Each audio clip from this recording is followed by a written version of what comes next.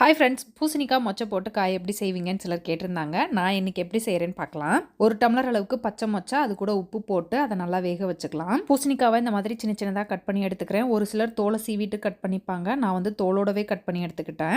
மொச்சை வேகிற கேப்லேயே இந்த மாதிரி நல்லா கழுவிட்டு கட் பண்ணி எடுத்துக்கிட்டேன். கட் பண்ணி வச்சிருக்க பூசணிக்காய் எல்லாத்தையும் ஒரு பாத்திரத்துக்கு மாற்றிக்கிறேன். பூசணிக்காய் கூடவே கட் பண்ணி வச்சிருக்க வெங்காயம், பச்சை மிளகாய் ஆட் பண்ணிக்கலாம். ஒரு பெரிய வெங்காயம் கட் பண்ணி வச்சிருக்கேன். பச்சை மிளகாய் வந்து உங்கள் காரத்துக்கு தகுந்த மாதிரி எடுத்துக்கோங்க. நான் ஒரு 6 பச்சை மிளகாய் போட்டிருக்கேன்.